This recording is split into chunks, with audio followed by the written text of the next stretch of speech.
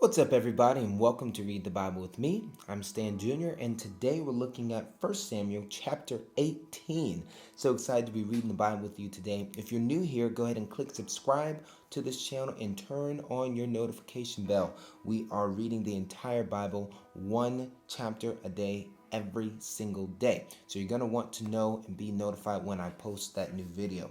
And if you're a Bible Club member, let me stop and just say thank you for your $10 a month donation. That helps us send Bibles out, that helps us help missionaries get to where they're going, pay for airplane rides, pay for food, pay for helping their families while they're gone. And so I'm grateful for you for that $10 a month because we're able to do ministry that way, okay? Let's get started. If you're a Bible Club member, click like on this video and leave a comment below always so I know that you are here. Let's get started with chapter 18, verse 1. It says, "As soon as he had finished speaking to Saul, the soul of Jonathan was knit to the soul of David, and Jonathan loved him as his own soul. And Saul took him that day and would not let him return to his father's house. Then Jonathan made a covenant with David, because he loved him as his own soul. And Jonathan stripped himself of his robe that was on him and gave it to David, and his armor, and even his sword, and his bow, and his belt. And David went out and was successful wherever Saul sent him, so that Saul set him over the men of war. And this was good in the sight of all the people, and also in the sight of Saul's servants. As they were coming home, when David returned from striking down the Philistine, the women came out of all the cities of Israel, singing and dancing to meet King Saul, with tambourines and songs of joy, and with musical instruments. And the women sang to one another as they celebrated, 'Saul has struck down his thousands, and David his 10,000s.' And Saul was very angry, and this saying displeased him. He said, 'They have ascribed to David 10,000s, and to me they have ascribed thousands. And what more can he have but the kingdom?' So Saul is getting aggravated and jealous about this because he's like, they're already saying he's more powerful than me. What more can he have but the kingdom? And Saul eyed David from that day on. The next day, a harmful spirit from God rushed upon Saul, and he raved within his house while David was playing the lyre. As he did day by day, Saul had his spear in his hand, and Saul hurled the spear, for he thought, 'I will pin David to the wall.' But David evaded him twice. Saul was afraid of David because the Lord was with him, but had departed from Saul. So important that most people fear you because the Lord is with you, and he's not with them. And I know that sounds like a big idea, but this is the truth. They can't pin you to the wall. They can't pin their finger on you like Saul was trying to do with David, because God is with you. And they know that you're going to do what God tells you to do. And you don't need them. And you don't depend on them. And you depend on God. A person that depends on God is very dangerous to somebody that doesn't believe in God, because they need you to depend on them. They need you to want them and need you to have them. But when you don't need them, want them, or have them, that gets a little jealousy in their heart. That's why it's so important to love God and do what God called you to do, no matter what. Don't worry about anybody else or anybody else's battles. You fight your battles with the Lord.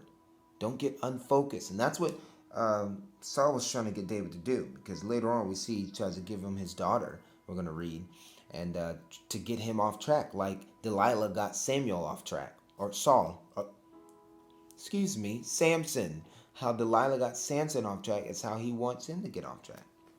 And so David had success in all that he undertook, and for the Lord was with him. And when Saul saw that he had great success, he stood in fearful awe of him. He's afraid of him now. But all Israel and Judah loved David, for he went out and came in before the Lord. Then Saul said to David, "Here is my elder daughter, Merab. I will give her to you for a wife. Only be valiant for me and fight the Lord's battles." For Saul thought, "Let not my hand be against him, but let the hand of the Philistines be against him." And David said to Saul, "Who am I, and who are my relatives, my father's clan in Israel, that I should be the son-in-law to the king?" But at the time when Merab, Saul's daughter, should have been given to David, she was given to Adriel, the Mahalathite, for a wife.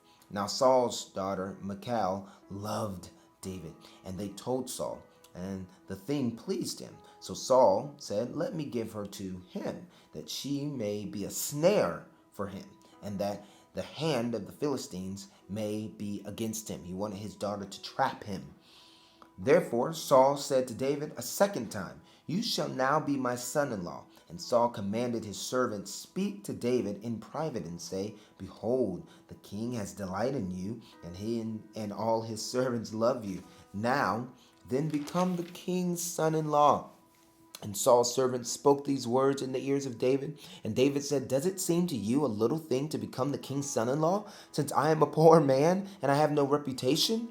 And the servants of Saul told him, "Thus and so did David speak." And Saul said, "Thus shall you say to David, the king's desires no bride price," because in those days you had to pay a hefty fee to marry the daughter of a king or anyone's daughter. And he says, "There's no bride price except 100 foreskins of the Philistines." He wanted him to kill 100 Philistines. And of course, he just wanted him to do that so he could get David killed. And so he said, 100 foreskins of the enemies, that you may avenge the king's enemies. Now Saul thought to make David fall by the hand of the Philistines. And when his servants told David these words, it pleased David well to be the king's son-in-law. Before the time had expired, David arose and went along with his men and killed 200 of the Philistines. And David brought their foreskins, which were given in the full number of the kings, that he might become the king's son-in-law. And the Saul gave him his daughter Michal for a wife. But when Saul saw and knew that the Lord was with David, and that Michal, Saul's daughter, loved him, Saul was even more afraid of David. So Saul was David's enemy continually. Then the princes of the Philistines came out to battle, and as often as they came out, David had more success than all the servants of Saul, so that his name was highly esteemed. He's practically becoming king. Saul doesn't understand that God is his overarching storyline is allowing Saul to practically train him to be his replacement.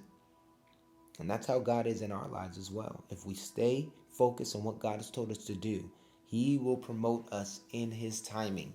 He will take us to where we need to be for his mission and for his kingdom. Amen. So that was 1 Samuel chapter 18. Thank you for reading along with me. If you'd like to support this ministry, please click the link in the description box and you can become an official Bible Club member. All right. God bless you. Until next time, we'll be reading chapter 19 of the book of 1 Samuel. Peace.